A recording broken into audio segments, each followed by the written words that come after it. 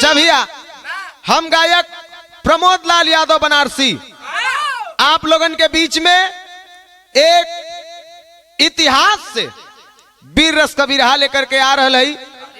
RP music हमारे बड़े भैया राजू रंजन पाल आपके सौजन्य से लवली रिकॉर्डिंग स्टूडियो जौनपुर दीपक भैया के सौजन्य से आप लोगन अपन आशीर्वाद प्यार दुलार दिहन कहना हो का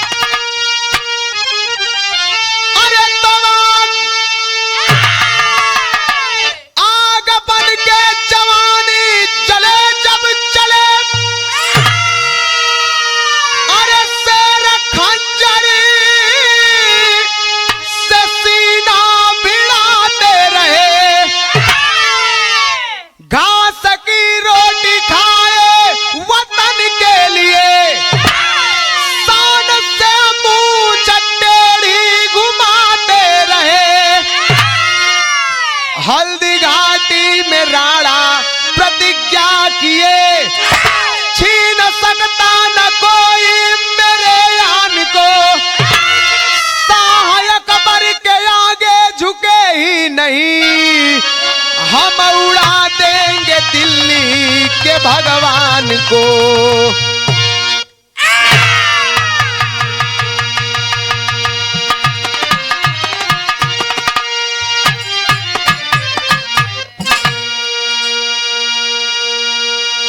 आग बनके जवानी जले जब चले, शेर खंजर से सीना भिड़ाते रहे, घास की रोटी खाए वतन के लिए, शान से मूछ टेढ़ी घुमाते रहे। ए भैया, जवानी जब आवेले तो कितना जाने जवानी के अपने बेकार कह दे वालन, कितना जाने जवानी के अपने सार्थक कह दे वालन। घास का रोटी खा करके अपने स्वाभिमान को डिगने नहीं दिए। महाराणा प्रताप कसम खाए थे हल्दी घाटी में कि अकबर के सामने नहीं झुकना है। एक कहानी मिल गई आप लोगन के बीच में प्रस्तुत हो। एक गीत लगा था कवन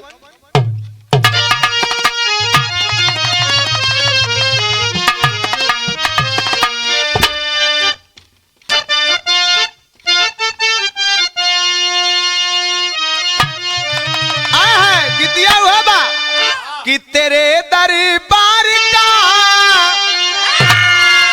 अरे तेरे दरबार का, तेरे दरबार का चल के करीना हम भी देखेंगे, तेरे दरबार का चल के करीना। जिया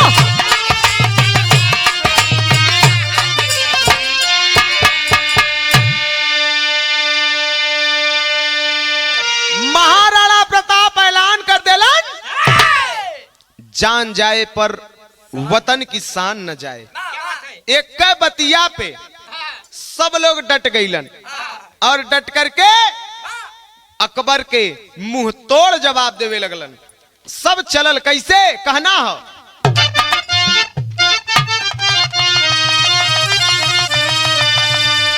अरे तो चले सम्मान के,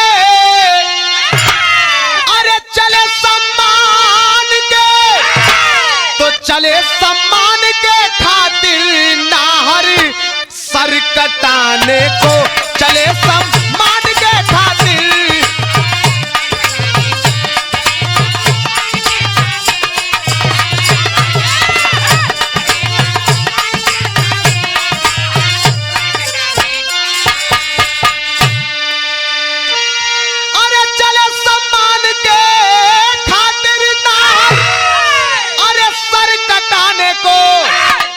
सर कटाने को, अरे यान पे आज ना आए, चले यस मत बचाने को आन पे।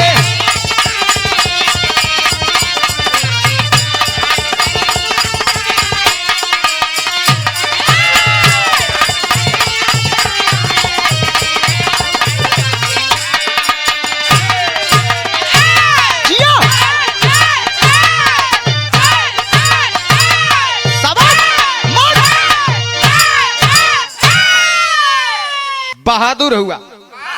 ए भैया कहानी का समझा। अरे राणा प्रताप सैनिकों को जोश दे रहे,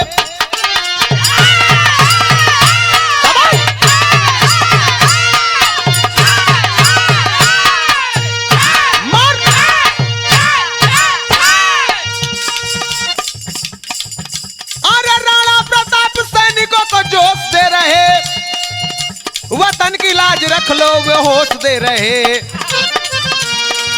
मेवाड़ के लिए लड़ो मेवाड़ की कसम, बहा दो खूनयान पे कृपाण की कसम।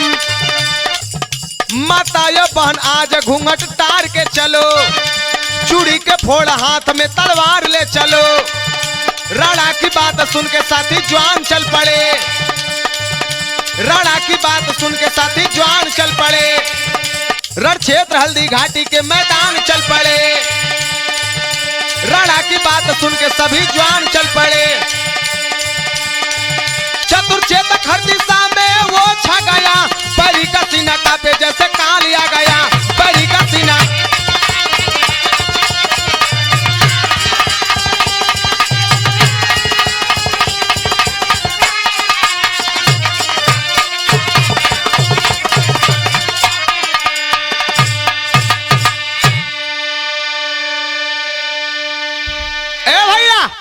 राणा प्रताप अपने सैनिकों के अंदर जोश भर रहे हैं। मेवाड़ के लिए लड़ो, अपने आन के लिए लड़ो, तुम्हारे वतन की कसम है।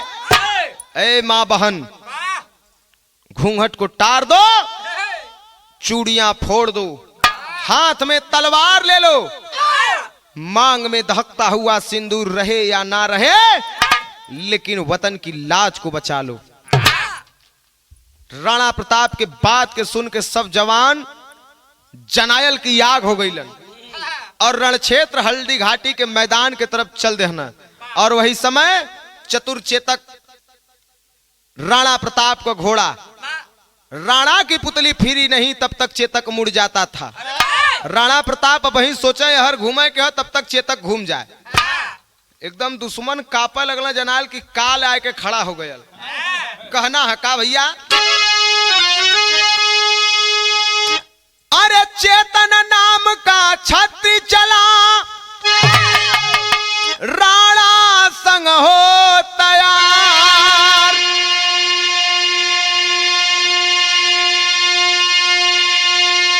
अरे बोली बहन चिंता हम भी, चल पहले करी तलवार।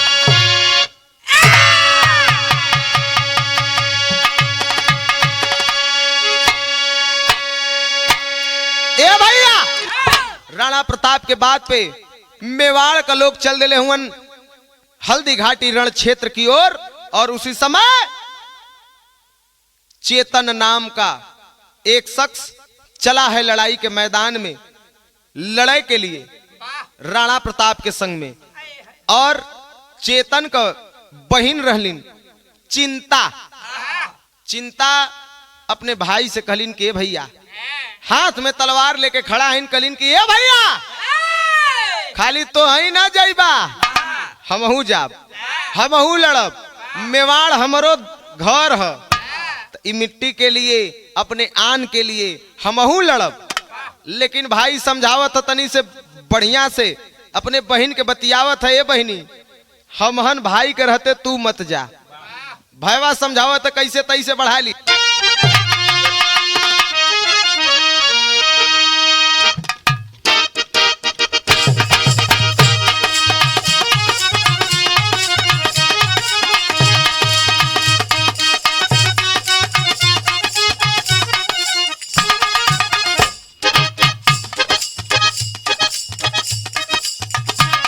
बढ़िया भाव हो, भाई समझावत अपने बहन के, ए बहनी मनाव समझाई के बिना नवा हो।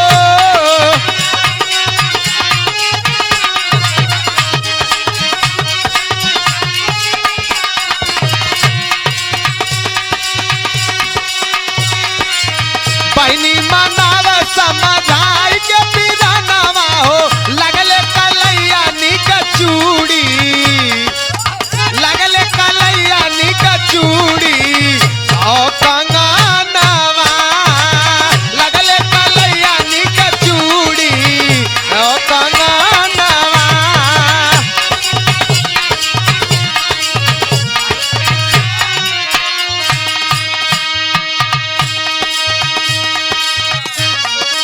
बहनिया कलश की है भैया मनावत है कलाई जवन है ई कलाई तब निक लगेले जब ई कलाई में चूड़ी कंगन होला।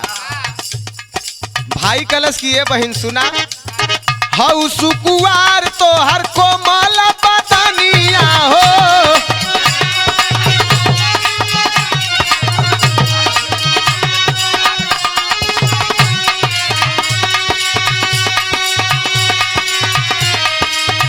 अपने साजन का बहिनी बनाबू दुल्हनिया हो।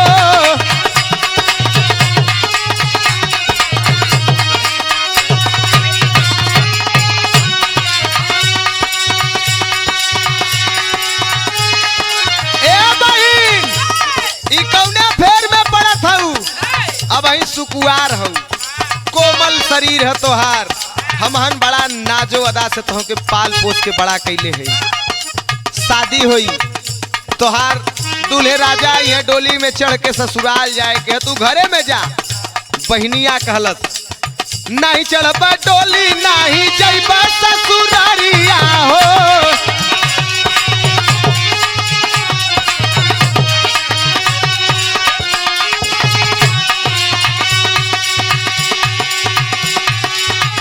संगवा में चाली चीता लेके तलवारिया हो।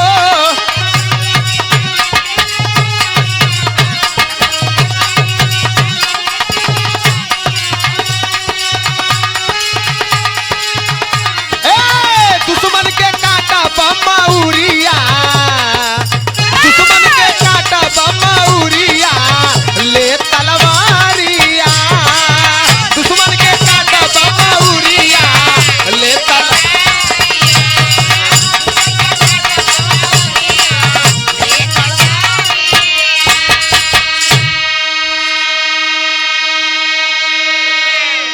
भैया भाई समझौलस सुकुआर हऊ बड़ा नाजो अदा से तोह के पल्ले हई और एक दिन तोहरे दूल्हे राजा आई हैं तोह के दुल्हन बना के ससुराल लेके जाई हैं तू घरे में जा। बहनिया कलश की डोली ना चढ़ब ससुरारे ना जाई रण मैदान में चलब रण क्षेत्र में चलेंगे चलब और जाकर के दुश्मन का गर्दन काटब तलवार से। भाई विवश हो जाला बहन के लेके संग में चल दे वाला तब कहना है टेरी में अरे जवनिया हल्दी घाटी में जगी जवनिया हल्दी घाटी में जली अरुणा रक्त रंजिता भाई मेवाड़ की माटी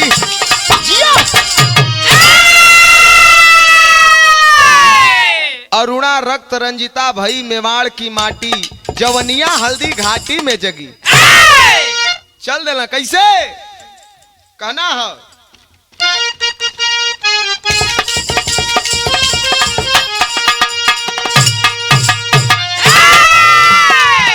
अरे भाई संग बहना चल जीता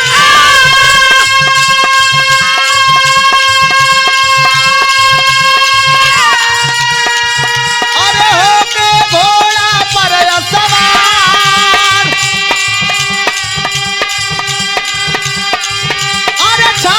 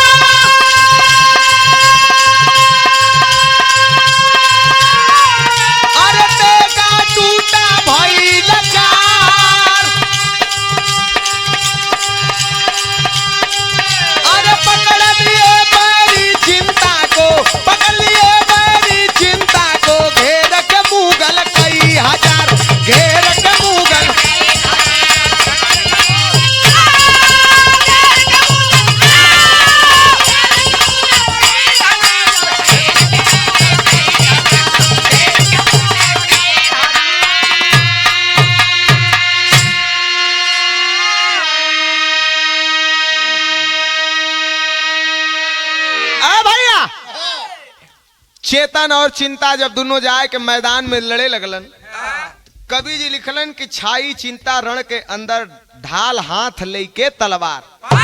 डबल बात है, चिंता अर्थात चेतन का बहिन और एक चिंता छायल रहल रण मैदान में मुगलन के अंदर। कि रे बाप गजब लड़त हुन कुल।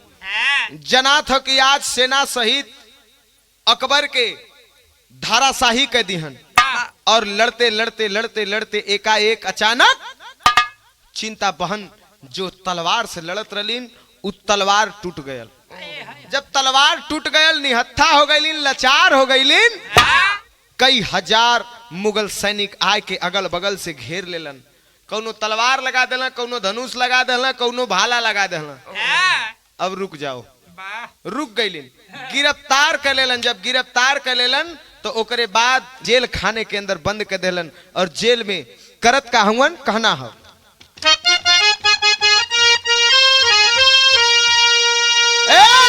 तकोड़वा से मारा पापी अरे मुगल निरदैया हो, अरे पूछे सब भेदवा तिखार हो बीरनवा, अरे भेदवा बताव नहीं यातना सह बहिनी हो, अरे दहला कटारिया से मार हो बीरनवा। अरे भैया लिया के जेल के अंदर कोड़ा से मारे शुरू कैलन मुगल और मारत हुवन, यातना देत हुवन, तिखार के पूछत हुवन कोई भी भेद बता दो, कुछ ऐसा सुरंग बता दो, कुछ ऐसा बात बता दो जिससे हम लोग राणा प्रताप को धराशाही कर दें। अरे वाह, जबान ना खोलो तो चुप हो। कलश अरे कुत्ते कोड़ा से क्यों मारता है? जिंदगी चली जाएगी तब भी अपने राजा और अपने देश के साथ गद्दारी नहीं करूंगी। जान से मार देवलन मुगल और मार के मेवाड़ में लाश भेजवा देवलन। तब बेटी के मरनवा अरे मतारी जब सुनली हो, अरे जियरा में लगली कटार हो बीरनवा, तरण से बुलाई अपने अरे बेटवा चेतन के माई, अरे बोली माता पातिया तिखार हो बीरनवा। बेटी का मरण जब माई सुनलीन है, जनायल है कि करेजा में कोई बर्छी भाला मार देले है। बड़ा दुखित भाव से खबर भेजवलीन है। रण मैदान में, रण क्षेत्र में चेतन के पता लगल है कि हमार माई हमके बुलौले हैं। गांव में पहुंच गईलन तो माई अपने बिटिया का लाश दिखाए के कलिन के अरे बेटा तोहरे लाज आवत हो कि ना? कह माई ना, अपने बहनी का लाश देख के तोहके लाज आवत हो कि ना, बस इतने हमें बतावा। भाई सर नीचे कर लेता है। माई ललकार के एक ठे बात चेतन से कहलस। का कहलस?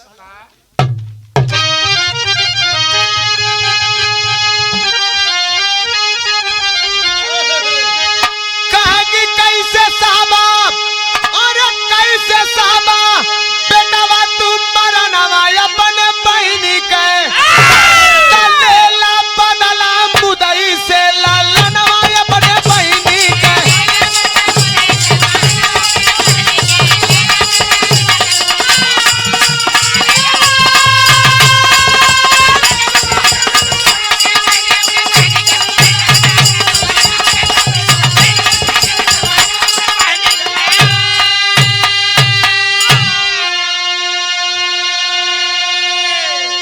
कैसे बर्दाश्त करबा? प्राण से प्यारी तोहार बहिन आज जमीन पे लेटल हो, सदा सदा के लिए अपने वतन, अपने देश के लिए अपने जान के न्यूछावर कर देलस। तो सुना बहनी के लाश के देखला और कसम खाला कि मुगल के धूल चटाए दे। एक बात और कहनी का, अरे धिक्कार है ऐसे बेटा को जो आंसू न पोछे माता की, भाई वही जो लाज बचाए सदा वतन के नाता की।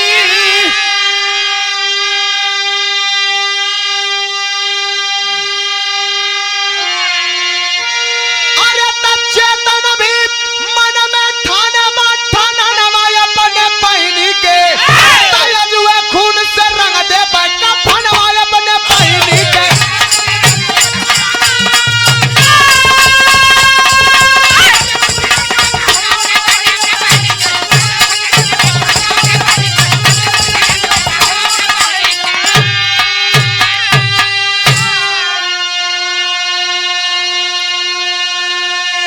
माई कली की धिक्कार हो, ऐसने बेटा के धिक्कार हो जो माई के दुख के दूर ना करे, माई के आंख के आंसू के ना पूछे।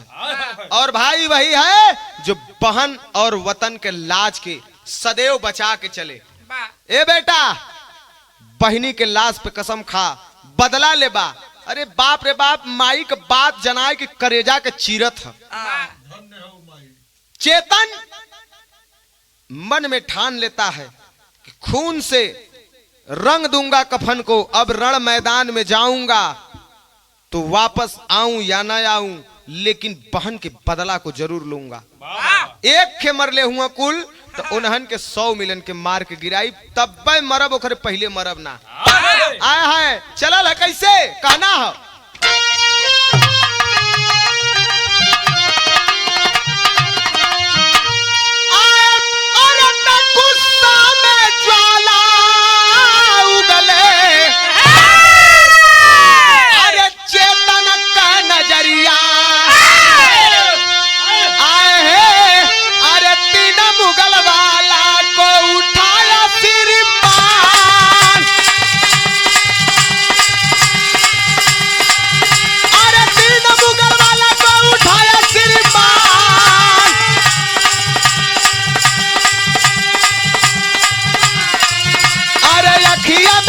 चिंता बहनी का मरनामा।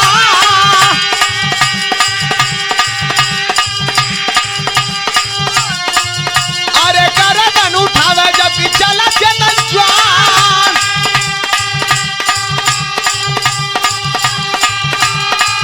अरे यतन में आई गई बुढ़िया मतरिया, अरे यतन में आई गई बुढ़िया मतरिया।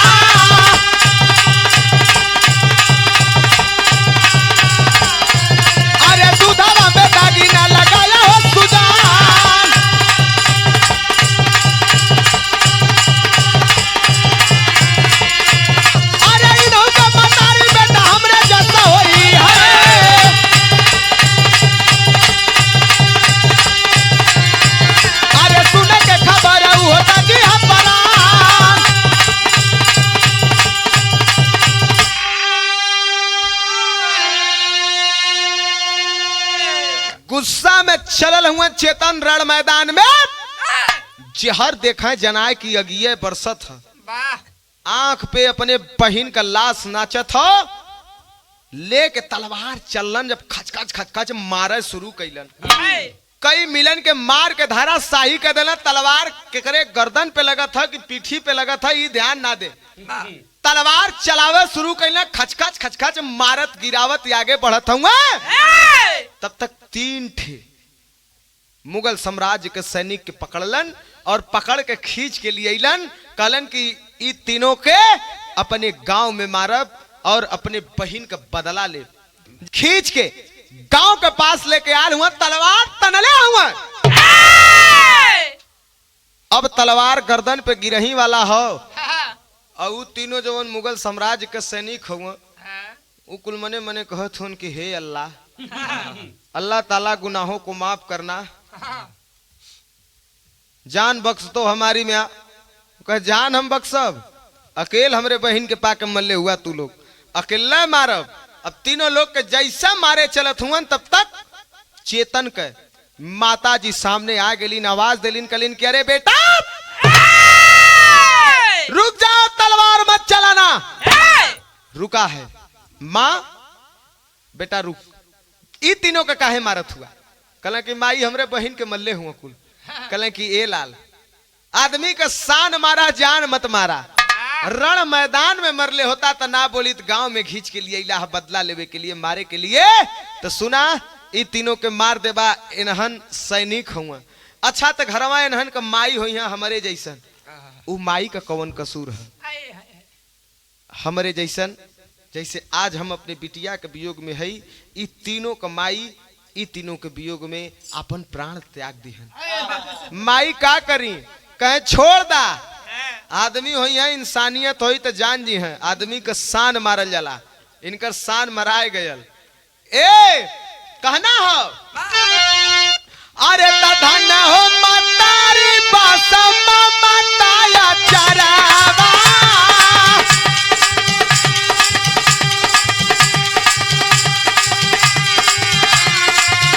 अरे धन हो मतारी बासम मताया चरावा।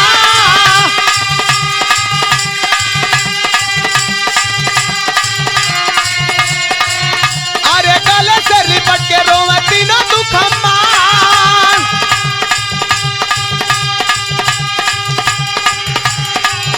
अरे जब संग रानावा में चलली भवनिया।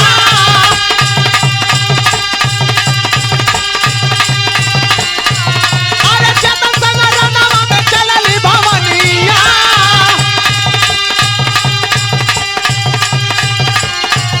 अरे धर्म के भाई जब पूजला रमान।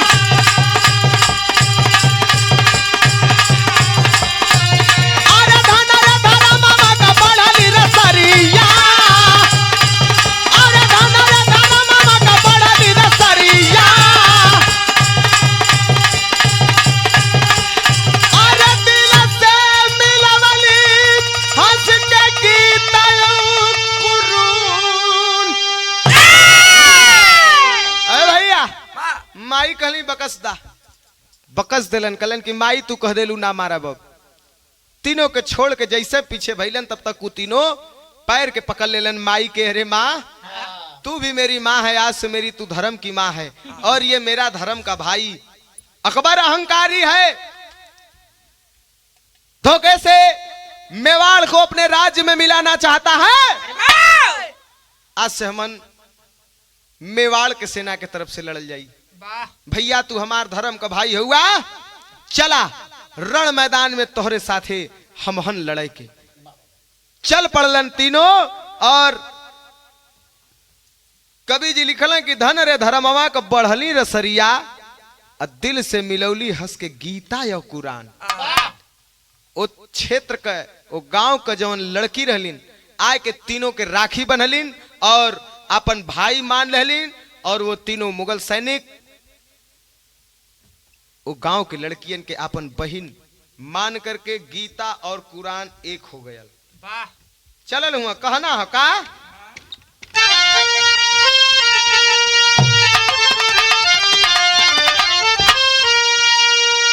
ए भैया, रण मैदान में जब आयल है, तो मुगल सैनिक के उ तीनों के घरे के जब सुनले हैं, उन्हन के घरे कभी लड़की तैयार हो गलिन मेवाड़ के तरफ से लड़े के लिए। लड़ाई के मैदान में आके डटल है।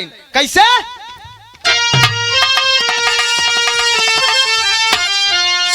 अरे तखेवा धर्म की नवरिया, अरे भंवर में सुंदरी, तराख राणा के पगड़िया, मुगल की छोकरी।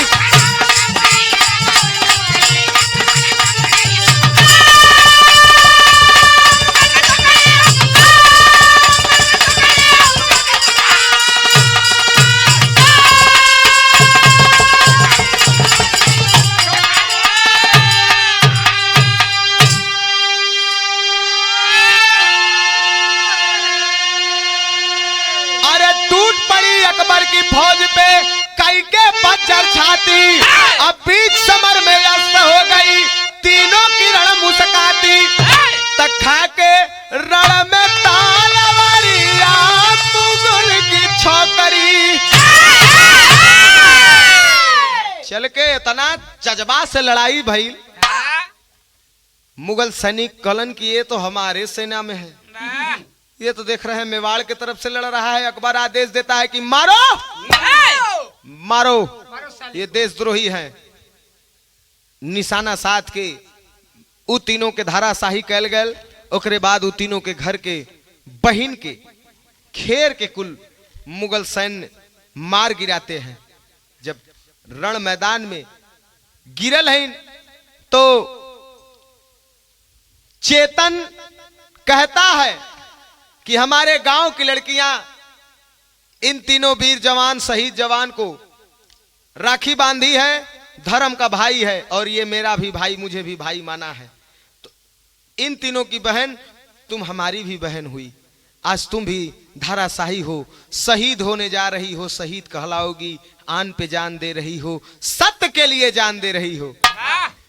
चेतन कहेला धन्य बहन तू कर गई अमर कहानी, अखा के गस गिरा चेतन भी माटी भइल जवानी। त देखे राजा भर नजरिया मुगल की छोकरी। तब तक पीछे से एक सैनिक भाला चुभा देता है चेतन के पीठ में। चेतन कहला मरले का दुख ना है, मरले का तो खुशी है कि मरला है, लेकिन यह पीछे से मरला है, पीठ पे वार कैला है। मर्द रहता तो आगे से लड़ल होता, लेकिन तू लोग कैसे मर्दई देखैबा। बचपने में तू लोगन का जब कुर्बानी हो गई होता, पहले से है। तू मरले का दुख नहीं है, दुख इतने बात कह कि सामने से आके लड़ल होता तब मजा आवत। धाराशाही हो जाता है, चेतन भी वहीं पे गिर जाता है और भारत माता की गोद में सो जाता है। राजा राणा प्रताप देखत हुन तो एक काम कैलन का,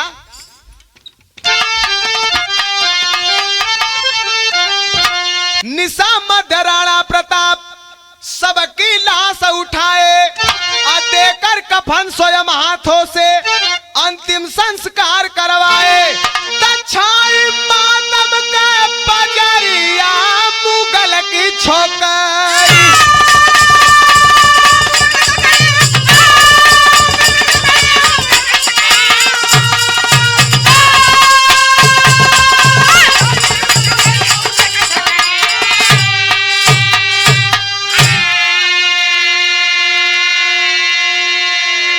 राणा प्रताप आग बबूला हो जाते हैं और इतना वीरता इतना वीरता इतना वीरता इतना वीरता से लड़लन की अकबर का छक्का छूट गल, चललन भाग मैदान से। कहला भागो म्या, बौरा ने मार के गिरा दी है आज, चललन भाग। और राणा प्रताप सबकी लाश को उठवाए हैं और कफन दे करके हिंदू भाई का हिंदू रीति रिवाज के साथ अंतिम संस्कार और मुसलमान भाई लोगन के जमीन में दफनावे वाला जो क्रियाक्रम होला वो क्रियाक्रम को पूरा करते हैं। तो छाई मातम का बजरिया मुगल की छोकरी कहना है।